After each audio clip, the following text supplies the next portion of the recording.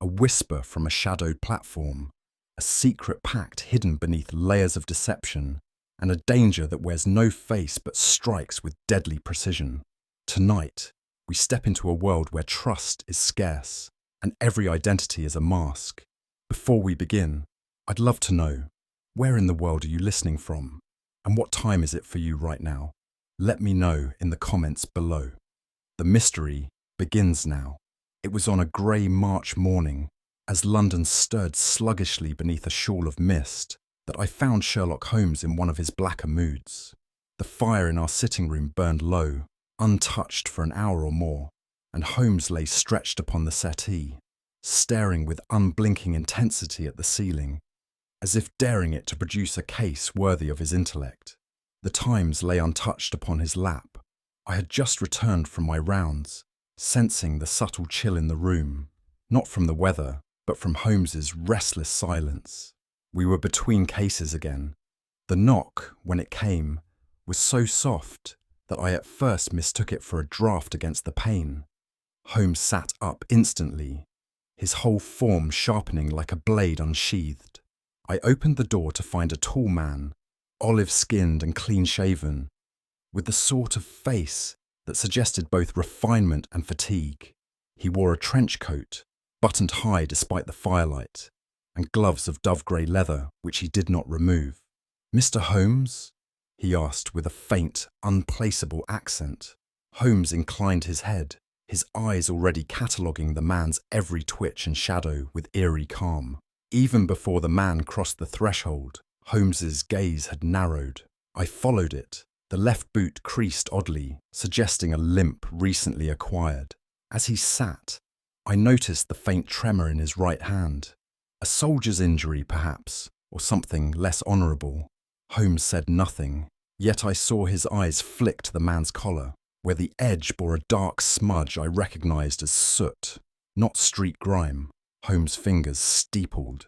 "You've come far," he murmured, "and not, I suspect, by a conventional route." The man's face froze, a half-second of startled tension before control resumed. "I am a friend to this country," the man said slowly, "though I no longer serve any flag." His voice was firm, but his eyes scanned the corners of the room as though expecting someone else to listen. Holmes made no gesture of welcome nor interrogation, merely waited. "I come with information, Mr. Holmes, but I also come with danger." Still the gloves remained on, still the name withheld. "If I speak carelessly, men will die." His English was precise, though each word arrived like it had been smuggled across a border. I realised then that we had entered foreign ground. Holmes leaned forward, fingertips pressed together. "You disembarked this morning from the Orient Express," he said coolly, "but not at Victoria Station. Your decision to alight elsewhere, Clapham Junction perhaps, was not born of convenience." The man sat back, visibly shaken, though not insulted. "Your coat bears Turkish tobacco. The ash beneath your cuff is Balkan coal, not English. And your boots, recently cleaned, show the faint rust ring of continental snow, not city slush." I stared at Holmes, who looked merely bored.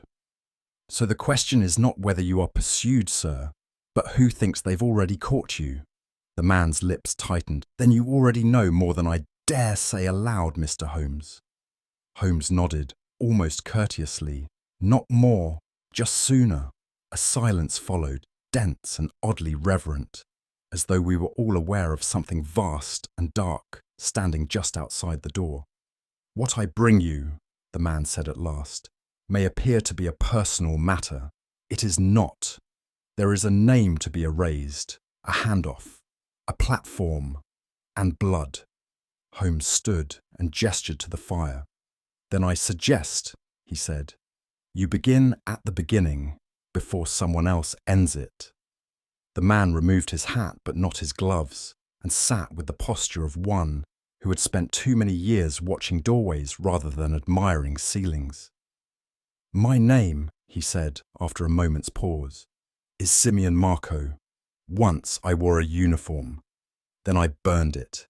Since then, I have belonged to no country, no agency, and no cause, save that of personal survival. His voice was clipped and clear, though not cold. Holmes, seated opposite him, regarded him with that impenetrable gaze he reserved for men who had killed more than once but not indiscriminately. "You were military intelligence," Holmes observed, "until the monarchy collapsed. Afterwards, you played both sides. A negotiator in Istanbul, a translator in Prague, and something altogether different in Vienna." Marco blinked, but said nothing. Holmes continued, "The tremor in your hand is not recent, nor congenital. It suggests exposure, nerve agent, perhaps, or one of the old Balkan cocktails used in border interrogations." Marco gave a thin smile. "I did not come here to be dissected." "And yet," Holmes replied, "you came to the right place for it." Marco glanced toward me. "You are both in danger now. I hope you knew that when you let me in." Marco's voice dropped, though the room was tightly sealed. 3 days ago, on the Orient Express between Milan and Paris, I visited the lavatory at the rear of the second-class carriage. While inside, I heard voices in the next stall, 2 men, speaking low and rapidly. One said something in French, the other replied in Serbian, and then switched to English for a single sentence. He paused, then said it aloud, in careful cadence. "The Englishman dies on the platform."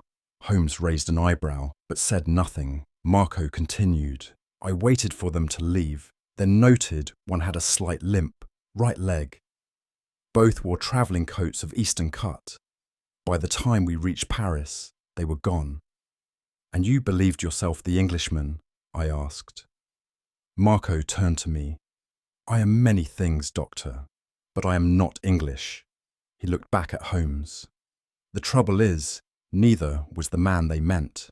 "There is a pattern," Marco continued, his hands now clasped tight over his knees. "Messages passed, targets arranged, but the victim often does not realize it until it is too late. I suspect I was meant to overhear that phrase. Whether to frighten me into flight or lure someone else into the open, I cannot say." Holmes drummed his fingers softly on the table. "So the plot is either to kill you," he said, "or to make you think you are the one to be killed, thereby drawing another into the open." Marco nodded. "Yes, I am either the target or the bait." I glanced at Holmes, who remained still. Then, very softly, Holmes murmured, "Then let us assume both are true." Marco's face darkened. "If so, the trap has already begun." Holmes stood and poured himself a measure of tea. "Indeed, and I suspect the scent of it reached London before you did." Holmes returned to his seat and fixed Marco with a gaze so penetrating that I found myself averting my own. "You were born in Bucharest, trained in Belgrade, and defected twice before the age of 35, he began. "You have written dispatches for both the Austro-Hungarian and British interests, occasionally in contradiction, always for compensation." Marco's jaw set, but he did not speak. "You arrived in London yesterday using false papers," Holmes continued, "issued, I believe, under a fabricated Albanian merchant identity. Your luggage is minimal, 1 case, double-lined, and you have not slept well." Marco's gloved hand flexed once. Holmes added, "You've brought something with you, hidden, likely on your person, and while you came to warn us, you came also, I suspect, to sell." "That," Marco said, his voice cold now, "is beneath you, Mr. Holmes." Holmes smiled faintly. "Then it is fortunate I live above Baker Street." Marco narrowed his eyes. "You mock me." "No," Holmes said, rising. "I expose you. There is a difference. You see, Mr. Marco, if your enemies did not follow you here, they are already waiting." "And you?" Marco asked. Holmes turned toward the window. "I rarely wait, Mr. Marco. I prepare." "Your left side," Holmes said, almost idly, "sags by no more than half an inch. Too little for a man carrying a full revolver in a pocket, too much for an empty coat." Marco stiffened. "You presume much." "Not presumption, Observation. You wear no visible weapon, and yet your posture shows the telltale lean of concealed weight. I would wager there is a small, well-oiled pistol sewn into the lining, likely French, and held in place by a diagonal strap at your hip. Marco's lips parted slightly, though he said nothing. Holmes continued. You expect to be followed. You expect to be chances. Therefore you come armed, but not to threaten us. You are not the assassin, Mr. Marco. But you are, I suspect, a witness to one. He turned to me and said coolly, Watson, do keep our friend in tea. The truth is slow to pour, but always scalding. Holmes stood and walked to the mantel, where he took up his pipe and struck a match. I shall take your case, he said at last, exhaling the first curl of smoke with evident satisfaction. But on one condition. Marco, who had been adjusting his cuff, looked up. Which is? You are not to leave London, not for any reason, not until I give the word. Marco raised an eyebrow. And if I do? Then the next man who follows you will not be working for any government. Marco's lips twitched in what might have been a smile. You believe me worth following? I believe you worth watching, Holmes said. There's a difference. Marco rose. Very well, I will remain, but do not mistake my compliance for cowardice. Holmes nodded. I never mistake principle for fear. It is fear that mistakes itself for principle. I blinked. Even I had to admit, that was one of his better lines. As Marco reached the door, he paused. There is something else, Mr. Holmes, he said, glancing at the window where the fog pressed like an unwelcome listener. The Orient Express has many carriages. Some are first class, some private. But there are cars no longer on the manifest, carriages that vanish and reappear, depending on who boards where. Holmes tilted his head. And you were in one? Marco nodded. Briefly, I saw men in diplomatic coats, but their accents were Balkan. I heard talk of treaties that were never ratified. One man carried a silver box with an old royal insignia. Another had no tongue. Watson and I exchanged a glance, but Holmes was unreadable. Marco reached into his coat, removed a slim envelope, and handed it to Holmes. What's inside is incomplete. The rest, I was to deliver it in person. I suspect the recipient is already dead. Holmes accepted it wordlessly. Marco turned to me. Doctor, do not think me melodramatic when I say this. Blood has been spilled upon those rails before, and the stains, they never fade.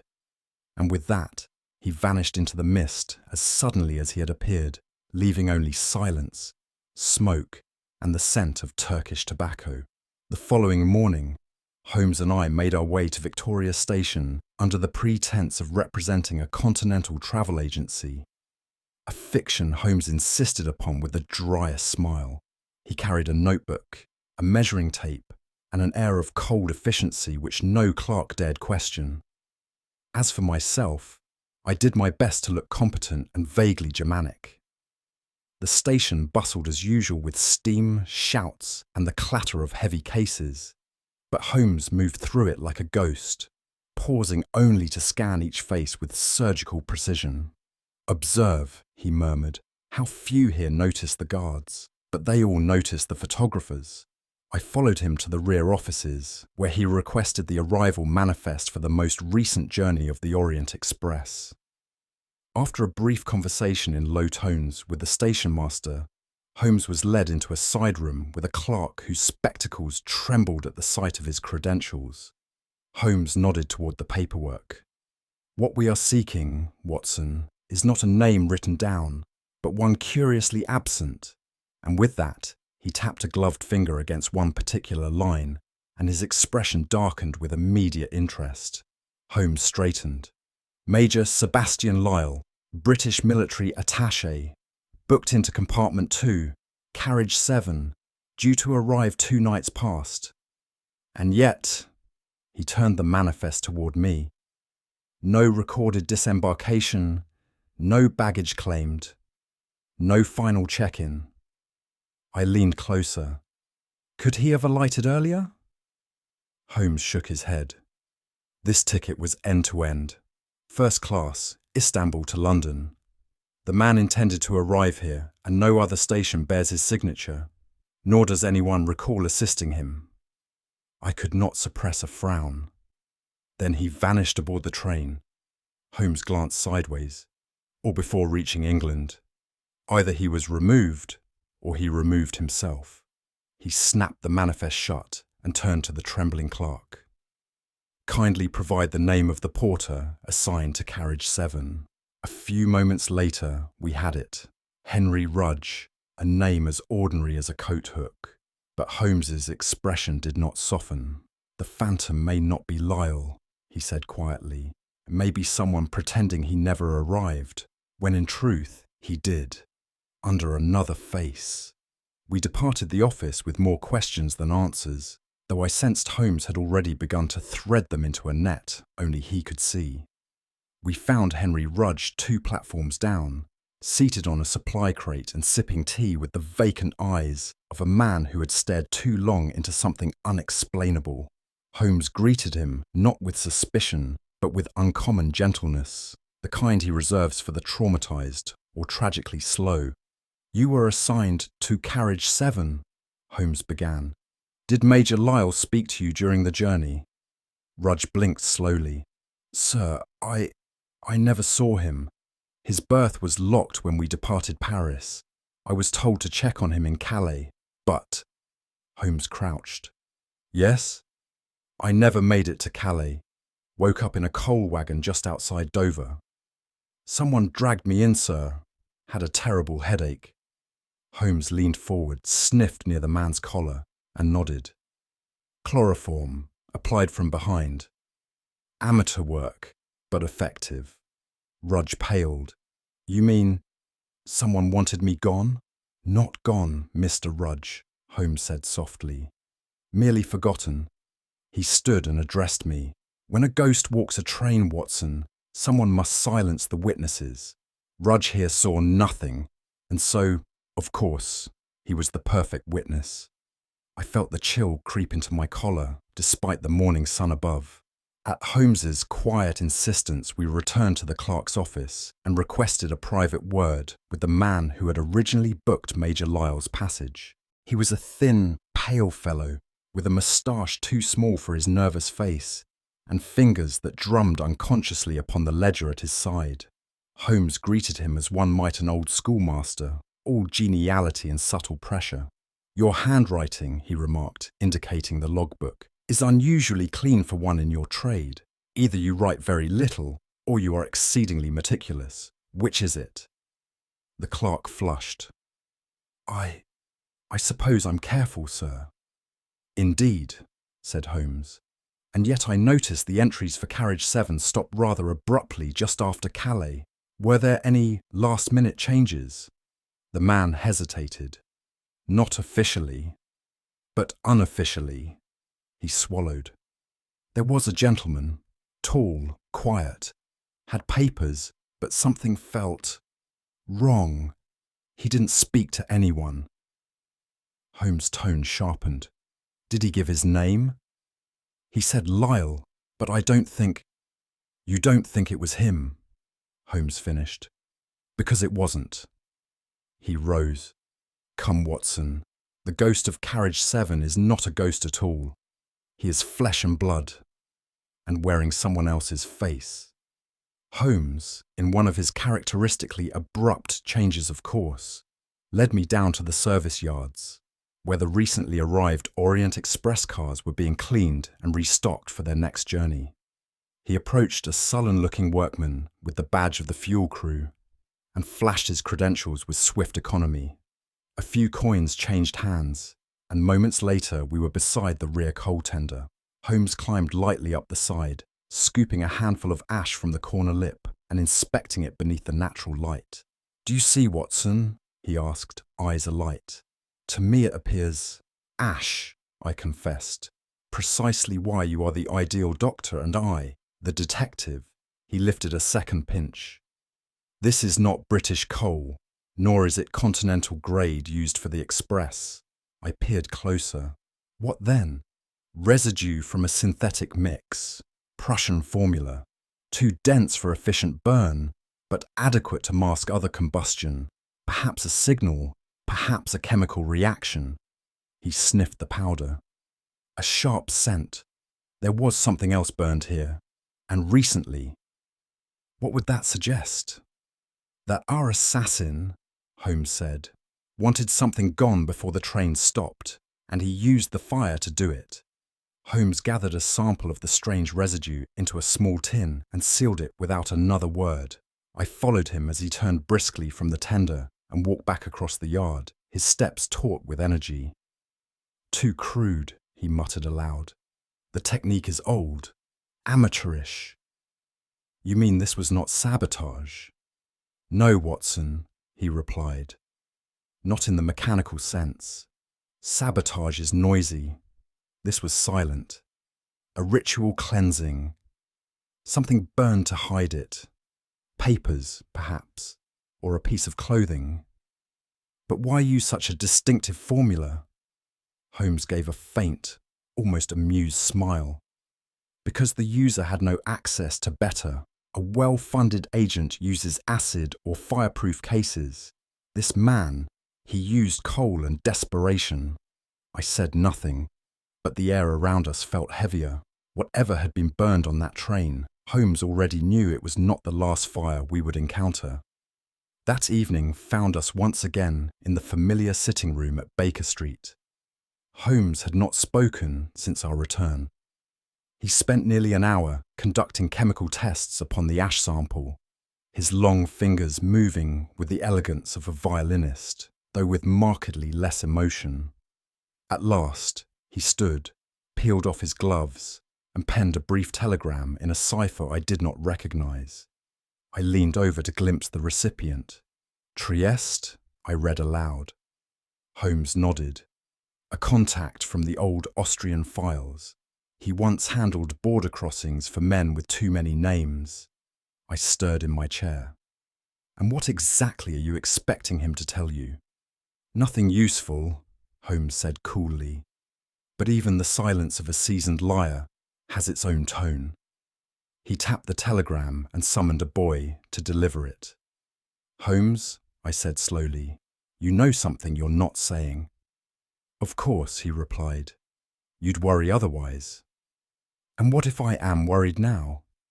He turned, lighting his pipe. Then you're finally paying attention. We are no longer chasing a man. We are walking a platform already built for the execution. Holmes stood at the window, gazing into the dim street below, the smoke from his pipe curling about his face like fog across a battlefield. He never left the platform, Watson, he said softly. I looked up from my notes. I beg your pardon. The assassin. Everyone imagines he slipped into England through shadows or forged stamps. But no, he was never outside it. You mean? I mean, said Holmes, turning to me. He arrived wearing another's face, another's coat, another's history. But his feet, those touched British soil from the moment the train halted. We did not fail to see him. We saw him and called him someone else. A silence followed. Then who is he? Holmes smiled faintly. That, my dear Watson, is the question the platform itself must answer, and we shall be there to listen when it does. It was Holmes' peculiar genius, as I have often remarked, that allowed him to see where others glanced, and to pause precisely where others passed. And yet, it was by sheer accident, or perhaps providence, that it fell to me, and not to him, to find the object that would tilt the case in a wholly unexpected direction. We had returned to Victoria Station at Holmes' behest, retracing the steps of the express passengers. As I strolled along the platform, my eye caught a small scuffed item nestled against the cast-iron base of a signal post, a cigar case, its leather weathered and bearing no initials. I picked it up, assuming some gentleman of leisure had simply mislaid it.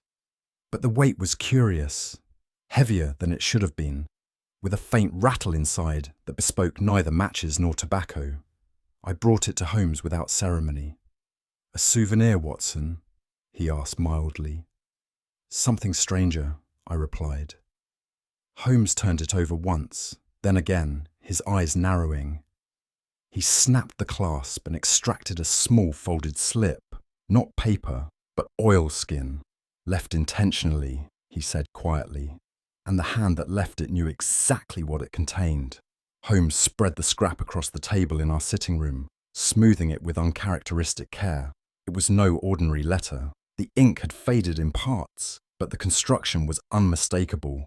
A coded message stitched from 2 languages. French idioms, Holmes murmured, and Cyrillic characters, a hybrid tongue, intended to confuse or to confirm identity, possibly both. He handed me a sheet of paper and dictated each character aloud, scribbling with deft precision as the message unravelled. I confess it meant nothing to me, a litany of non sequiturs and fractured phrases, but I had long ceased attempting to keep pace with Holmes at such moments. It was not that he solved ciphers. It was that he did so as though unravelling thread from his own coat. "What does it say?" I finally asked. He did not look up. "It gives instructions. For an assassination?" "No," he said, pausing with a most curious expression. "For a replacement." "A what?" Holmes turned the paper toward me. "These are not orders to kill. These are orders to become. The subject is not to remove a man. He is to impersonate one." And with that, he pointed to a final line, underlined thrice. "The photographer will confirm." "The ring," Holmes repeated, tapping the phrase with his finger. "Not a literal ring, I suspect, but an item, a token of identity, something known to the target. The impersonator is instructed to wear it, and once it is seen by the confirming agent, the photographer, the switch is deemed successful." I stared at the message, my unease deepening. "You mean someone has replaced Major Lyle?" Holmes rose and paced the rug.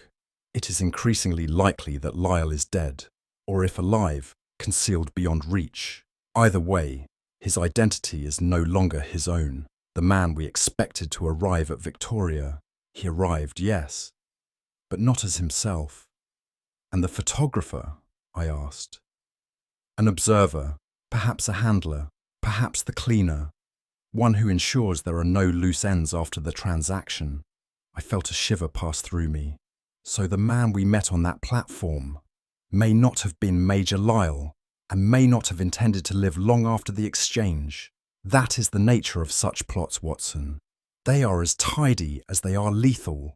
Holmes glanced toward the fireplace. The message was not discarded. It was delivered to the only man likely to read it. Holmes placed the empty cigar case upon the mantel and stared at it for a long moment.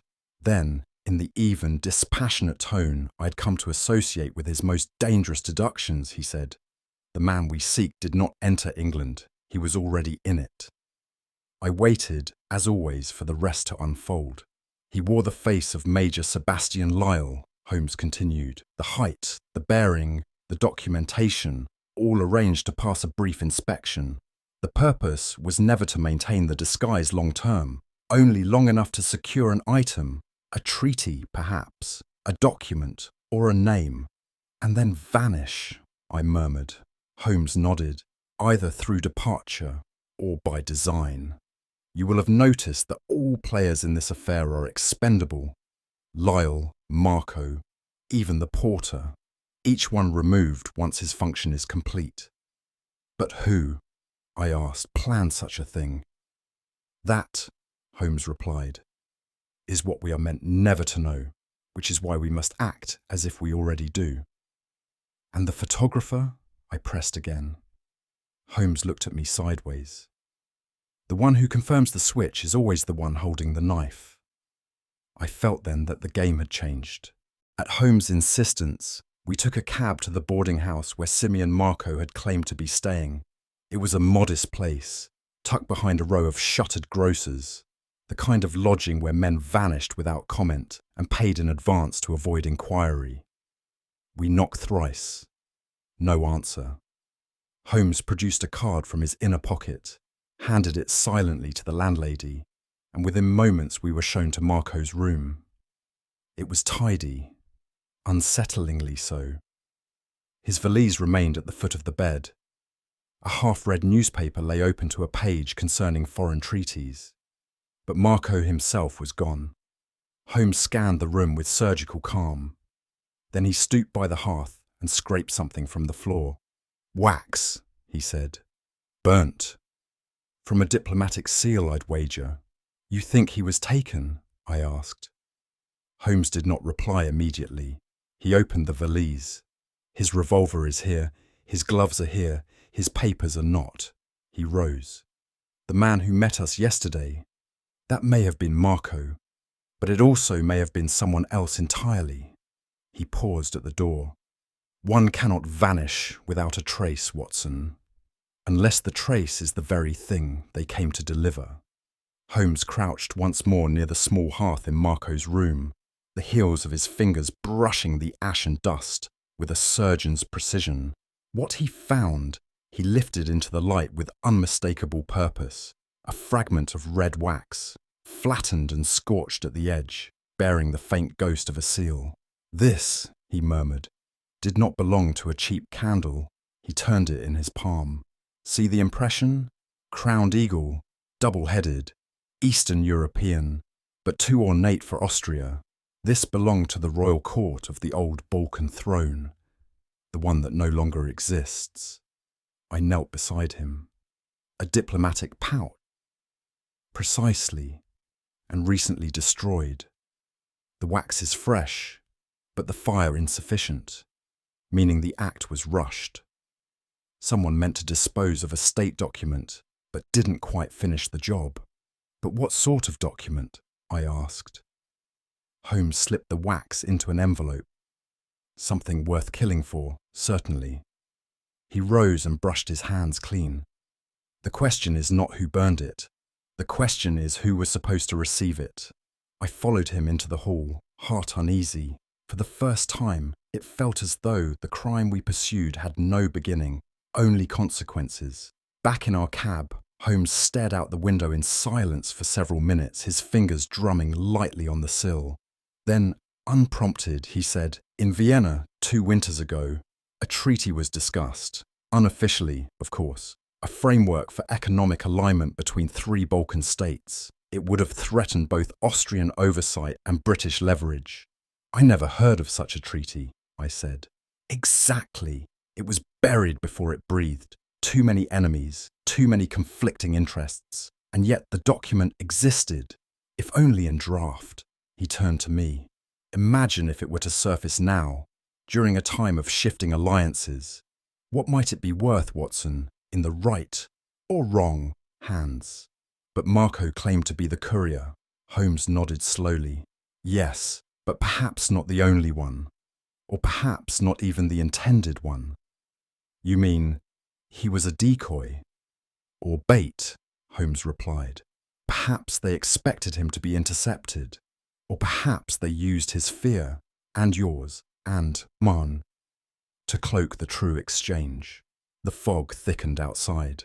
Holmes leaned back and folded his arms. "We are no longer chasing a killer," he said. "We are now hunting a policy." We returned to Baker Street late that evening.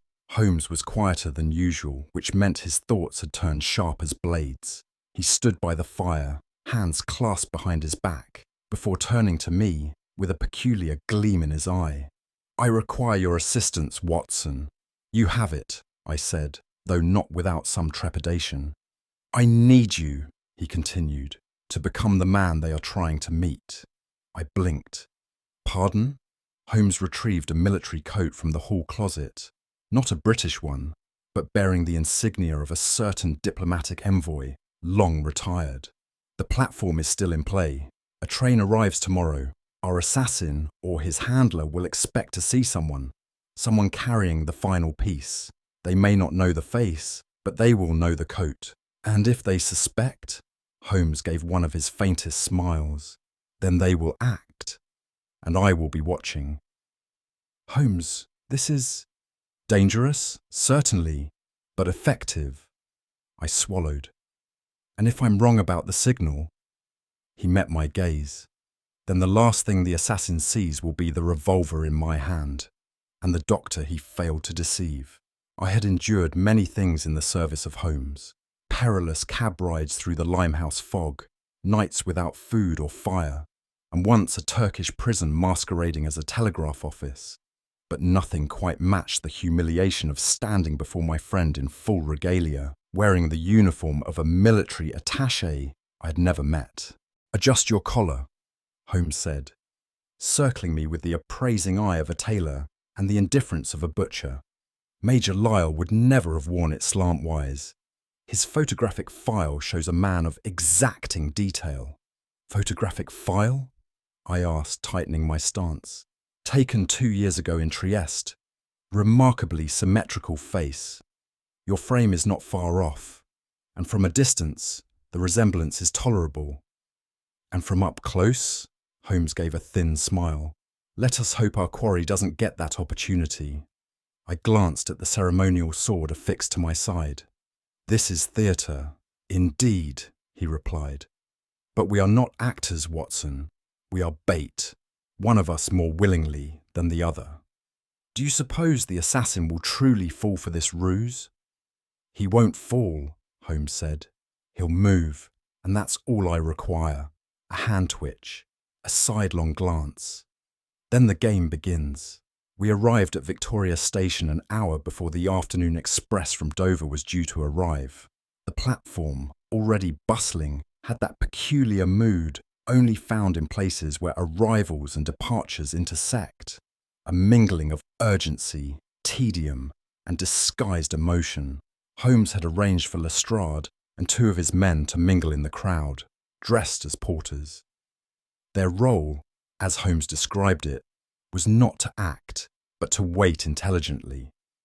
As for Holmes himself, he took position at the far end of the platform, holding what appeared to be a small brass telescope, though I had no doubt it concealed something far more particular. I stood as instructed near the southern edge, clutching a battered leather case containing nothing of value save a forged diplomatic seal Holmes had copied from the remnants found in Marco's lodgings. The minutes crept forward. Holmes gave no signal, nor even a glance in my direction. He seemed more interested in a child spilling toffees onto the gravel than in any approaching threat. I began to feel quite ridiculous.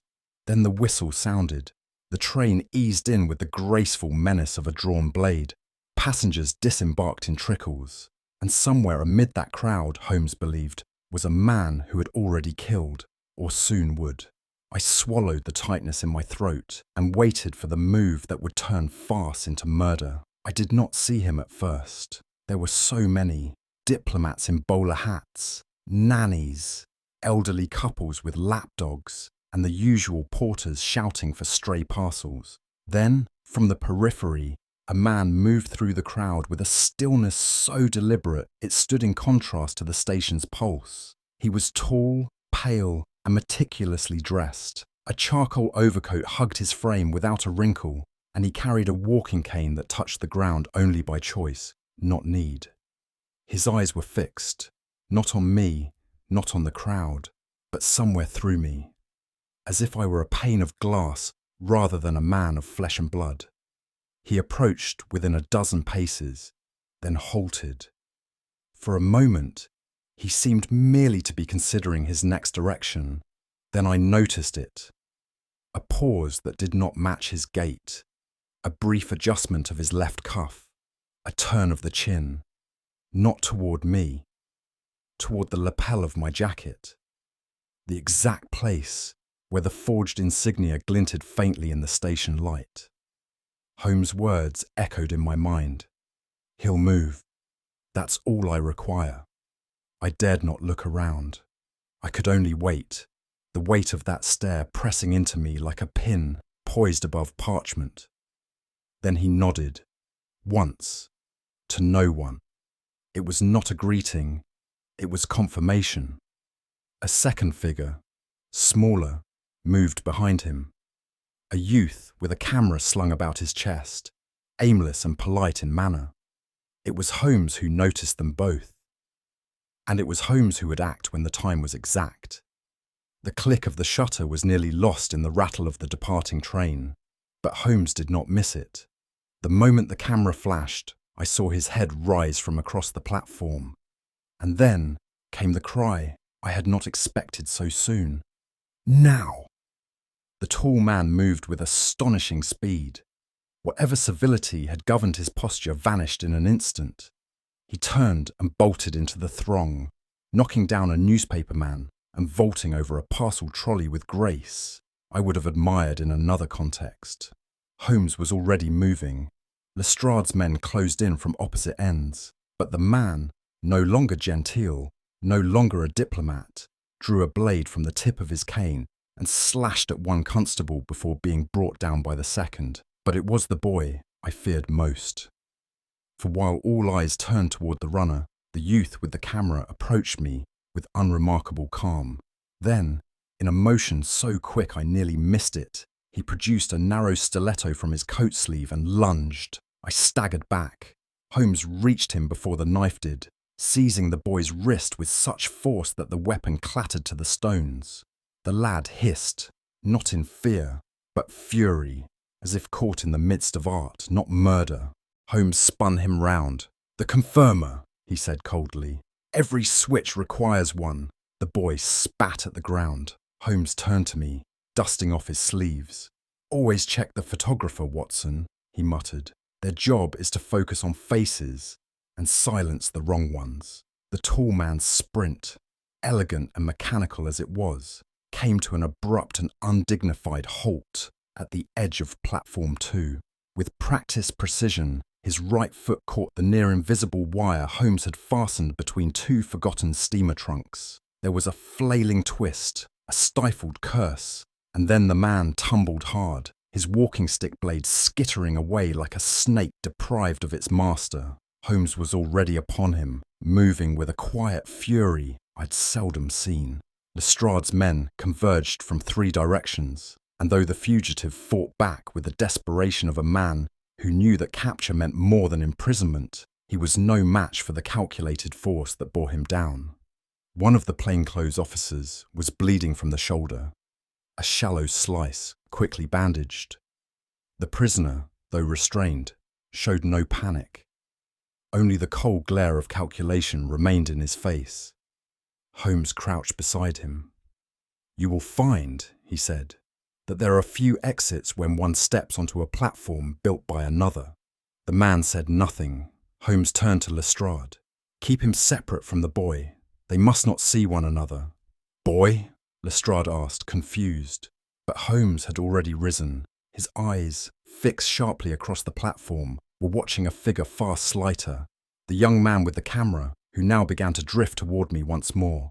"Watson," he said softly, urgently, "do not let your eyes deceive you. That one is not lost. He is hunting." And in that instant, I understood.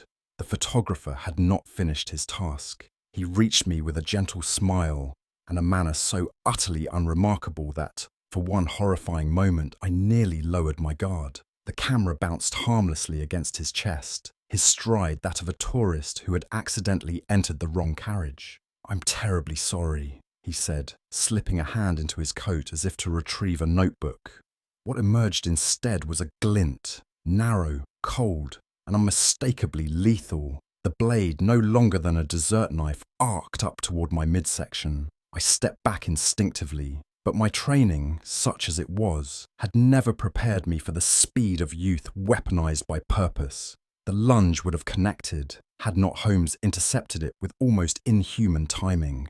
His hand closed around the boy's wrist, twisting it sharply. The knife dropped with a soft clatter to the stones. The boy did not scream.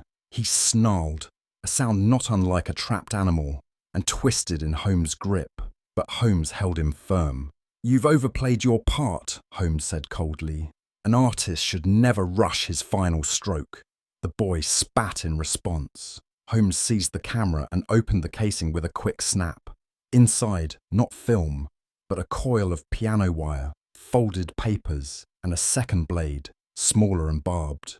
"Well," Holmes remarked, "no portraits, but quite the equipment for an obituary. Lestrade had arrived by then and took the boy roughly by the collar. Holmes straightened his coat and turned to me. 2 assassins, Watson.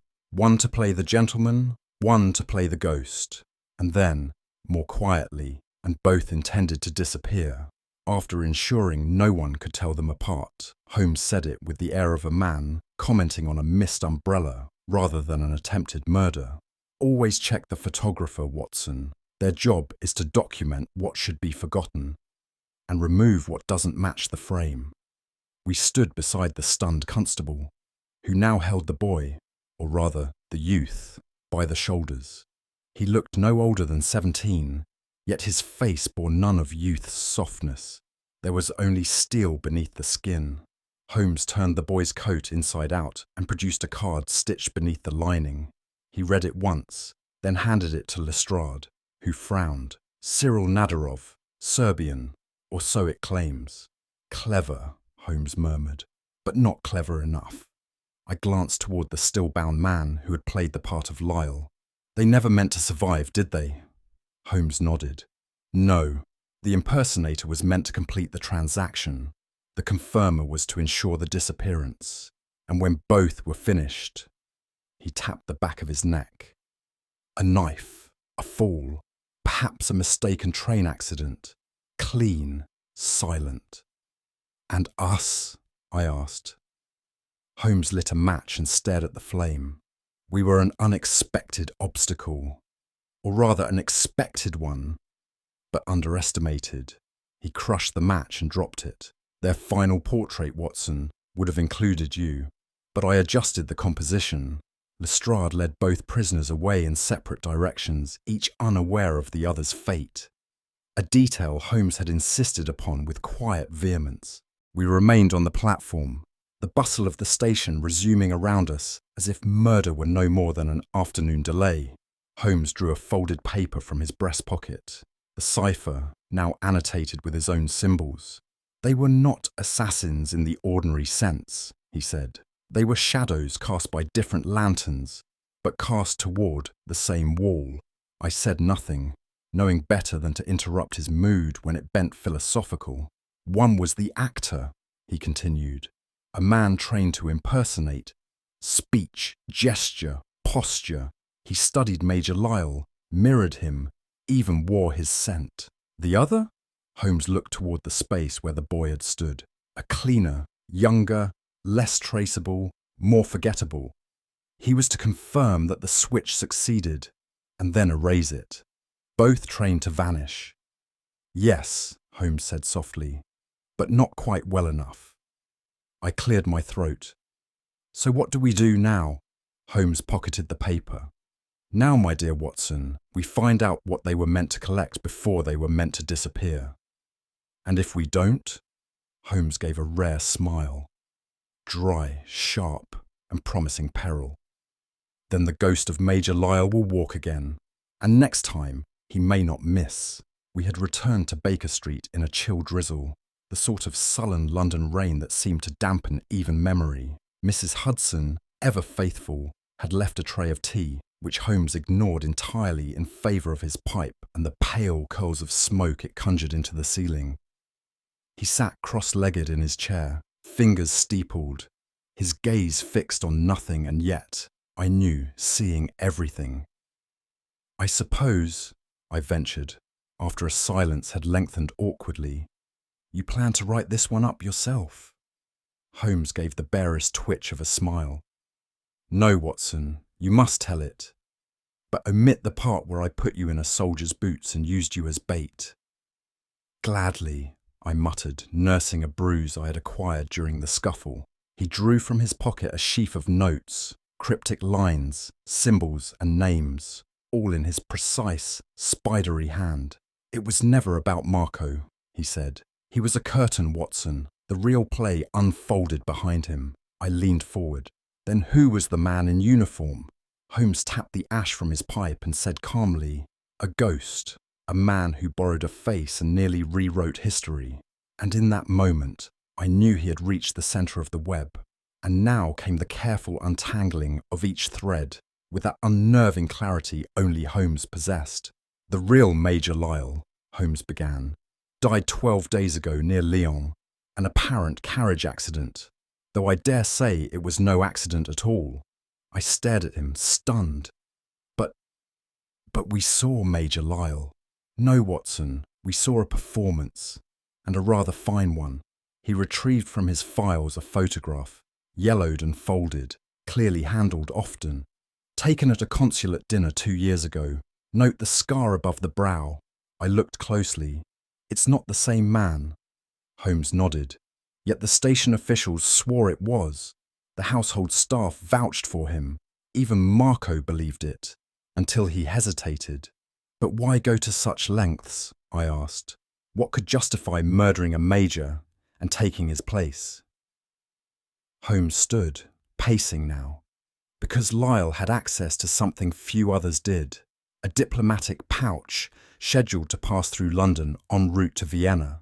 The imposter's objective was to intercept it, appearing to be Lyle, collect its contents, and vanish before the real body was discovered. I felt a chill that had nothing to do with the weather. And if you hadn't stopped him, Holmes glanced out the window, then one signature, forged, coerced, or stolen, might have meant war. And Marco, Holmes shook his head, a liability. He saw the real Lyle die. That alone sealed his fate. In my mind, the false major's cold expression returned, not a face of hatred, but of calculation, and I realized how little we truly see when deception is practiced to perfection. Holmes now sat beside the fire, the flickering light casting strange shadows across his sharp features. It was not assassination in the traditional sense, he murmured. It was substitution, the kind most dangerous of all. A man removed not to be silenced, but to be replaced. He handed me the diplomatic calendar, the sort of dull government document I would normally ignore, but his finger tapped a specific entry. Treaty fragments, sealed with the Vienna wax, scheduled for relay via Lyle's credentials. So the assassin impersonated Lyle, collected the treaty, and intended to vanish, yes, likely to cross into Belgium, and then toward the Balkans, where the forged version could be submitted before the real one was even missed. But what of the pouch? I asked. Switched, Holmes replied. The imposter used the confusion on the platform, the supposed attack, the fallen luggage, your arrival, all of it a smokescreen, and you saw through it. Not at first, he admitted, a rare confession. But when I saw the camera boy again, I realized what game was being played. He tamped down his pipe. The man on the platform was not running from justice, Watson. He was running on schedule, until I broke his rhythm. And the documents. Holmes rose and opened the wall safe. Inside, I glimpsed a brown leather pouch, sealed with wax, stamped with a broken eagle. Still safe, Holmes said softly. For now. I had almost forgotten the boy. The camera, the blade, the sudden lunge. Holmes had not. He was not an apprentice, Holmes said, returning to his seat. He was the cleaner, the confirmer. I frowned. But he looked so harmless. Exactly. Holmes reached into his drawer and drew out the false camera. Inside this was a coil of wire, a blade, and a coded trigger for the pouch should retrieval fail. I stared at it. Sabotage? Or insurance? The boy's role was to confirm the treaty was in hand, kill the impersonator, thus erasing the link, and finally eliminate Marco, who had seen too much. So Marco's murder was the endgame. Holmes inclined his head. Yes, once the real Lyle was gone, Marco became the only man alive who could say with certainty that the major in London was a fraud. And had you not stopped the boy, you'd be bleeding on a platform, Watson, or worse, forgotten beneath the tracks. There was silence between us then, filled only by the rattle of coal in the grate. At last, Holmes said, 2 men to perform one deception, one to wear the mask, the other to burn it afterward. He rose and placed the camera gently on the shelf beside the pouch. In espionage, he said, the blade often follows the signature. I finished my tea in silence, wondering how many such performances I had witnessed, and how many I had missed entirely. Holmes removed his Persian slipper from the mantel and, from within its frayed lining, produced a slim, folded document wrapped in oilskin. He laid it on the table between us as one might present an article of immense fragility and fire. "This," he said quietly, "is the true target. Not Marco, not Lyle, not even the diplomatic pouch." I leaned forward, careful not to disturb the seal. Holmes nodded toward it. "The Balkan Accord, or rather, its duplicate. The original was destined for Vienna via Constantinople. This, Watson, is the version our imposter intended to substitute. Notice Article 7. The phrasing alone could justify territorial retaliation by Austria within a month." I scanned the clause. "But this is a declaration of provocation." Holmes smiled faintly. "Ah, but written in the polite, rounded language of peacekeeping. A masterstroke of ambiguity, enough to incite when read aloud, and yet innocent on first glance. The work of a legal mind trained in the darker arts of diplomacy. And how did you acquire it?" Holmes tapped the oilskin. "Our imposter was meant to place this within the diplomatic pouch after removing the authentic. He had not time to complete the switch. Lestrade's men secured his satchel. This was inside." "Holmes," I said slowly, "you've just prevented a war." He shrugged. "Perhaps. Or perhaps merely delayed its theatre." And with that, he tucked the treaty away again, not in a vault, but behind a stack of monographs on Japanese poisons.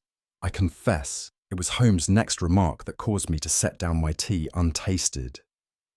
"You understand, of course," he said, "that we never truly met Simeon Marco." I turned toward him, startled. "What on earth do you mean? I spoke with him. You questioned him." Holmes refilled his pipe with deliberate slowness. "You spoke to a man who answered to that name, but the true Marco was already dead by the time we set foot on the platform. In fact, I suspect he was dead before I ever received the telegram." The room seemed to chill by several degrees. "Then who?" "A convincingly similar man," Holmes replied. "The assassin you saw flee. He posed as Lyle to acquire the treaty, but he also posed as Marco to draw our attention away from the true plot. Two masks, both employed by the same hand." "But why take the risk of appearing before you?" I asked. "Wouldn't it have been safer to avoid you altogether?" Holmes' lips curled ever so slightly. "Safer, yes, but less informative. You see, Watson, the assassin came here not to beg protection or offer information. He came to measure me." I stared. "Measure?" "To determine whether I could be circumvented, or whether his employer would need to eliminate me." I leaned back, unsettled. "And what conclusion did he draw?" Holmes lit the pipe. "That I was manageable." "And was he right?" Holmes did not reply, but the corners of his eyes glinted, and I rather think they twinkled. It was only much later, after the second pot of tea and a stubborn silence on Holmes's part, that I pressed the matter again. "But surely," I insisted, "no assassin would knowingly walk into your parlour just to test your vigilance. It's madness." Holmes gave a low hum. "No, Watson, it is calculation, the purest form. When a strategist dispatches a piece upon the board, he must know the disposition of the enemy's knights." I raised an eyebrow. "Are you calling yourself a knight?" He smiled, unoffended. "I am merely the unpredictable obstacle on the square. Our man was ordered to observe me, to determine if I might smell the deception. I believe he hoped I would not. But he spoke plainly, too plainly. He wanted me to believe he was Marco, hunted, frightened, under threat. That way, should I observe anything suspicious at the station, my mind would already be misdirected. He was seeding the explanation, Watson, in advance. A grim admiration stirred in me. So when he left that evening, he returned not to safety, but to report, to inform his superior that Sherlock Holmes posed no immediate obstruction. His error, of course, was assuming I would remain passive. And the true Marco, found outside Portsmouth, weighted down with Baltic ballast stones. A fisherman turned him up last evening. The real man never saw the platform. And the man who did? I asked. Holmes blew a smoke ring. He walked in as a guest and departed as prey. Holmes stood and crossed to the window. The rain had ceased, but the glass still wept with condensation. All this, he said softly, was orchestration. Two men with masks, one treaty forged, another copied, and a body placed where the right eyes would find it. Yet the true author remains untouched. I joined him. Do you mean the government behind it? Governments rarely act with such nimbleness, Holmes replied. This was private, funded, yes, perhaps by state gold, but directed by something more elastic than bureaucracy. He turned from the window. Do you recall the list I found in the imposter's inner pocket? Names, dates, train schedules. Yes, I assumed they were part of his cover. They were, said Holmes, but not for himself, for another agent, or agents. Our man was a segment of machinery, a cog that obeyed, but the mechanism remains unseen. A spy master, Holmes inclined his head, or a broker, one who sells shadows and masks and barters peace for leverage. I frowned. Then we've solved nothing? He touched my arm gently. On the contrary, we have prevented an explosion, for now, but the match remains in the box, and the hand that holds it wears gloves. There was a long pause, broken only by the groan of a passing cab. You'll never let it go, will you? I asked. Holmes gave a quiet laugh. No, Watson. For as long as men rewrite truth with ink or steel, I shall chase the author of both. Holmes and I walked along the banks of the Thames in a silence almost complete, save for the distant chug of a steamer and the faint rustle of leaves caught in the fog. The mist curled about our feet like the unanswered questions that now filled my mind. It was a night that seemed to reflect the case itself, obscured, layered, and hinting at depths that no mere light could penetrate. Holmes appeared unusually pensive, his usual spark tempered by weighty consideration. I watched him as the fog swallowed the gas lamps, wondering what thoughts might have crossed that brilliant but secretive mind. We walked past the silent boats, moored in the still water, our footsteps swallowed by the river's murmurs, and I knew that the answers we sought lay somewhere beneath the surface, unseen, but present all the same. Breaking the quiet, I said, Holmes, you risked my life.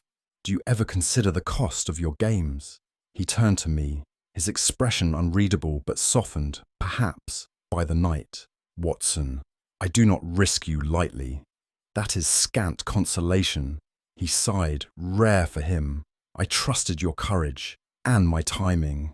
His words struck me, not the arrogance I had sometimes braced for, but a reluctant acknowledgement of the risk shared between us. He paused, then added quietly, in this world, one must use all tools, and sometimes the blade cuts closest to home. I nodded slowly, understanding that behind his cold logic lay a devotion both fierce and unspoken. Ahead, a ragged newsboy called out the evening headlines, his voice sharp and urgent. Foreign tensions rising! Treaty talks collapse in Vienna! Panic in the Balkans! Holmes lit his pipe without comment, drawing deeply as if inhaling not tobacco, but the weight of the words. He listened not to the boy's cries, but to the silence that followed, the quiet that precedes upheaval. The world is changing, Watson, he murmured, not with gunpowder and blood alone, but with signatures and shadows. I watched the smoke curl upward, twisting like the fates of men caught in invisible wars. Each twist a decision, each curl a secret held. Holmes tapped the pipe against the rail and smiled faintly. It is the quietest storms that leave the deepest scars. Holmes paused and said, Consider this. The most dangerous man is not the one who kills with his hands, but the one who redraws borders with his pen. He looked out over the water. Wars are begun not by armies, but by forgeries. Peace undone by signatures. In this game, he added, the ink is often blood's closest ally. The truth weighed heavily between us, a reminder that some criminals wield governments as weapons, and that justice must pursue shadows, not just men.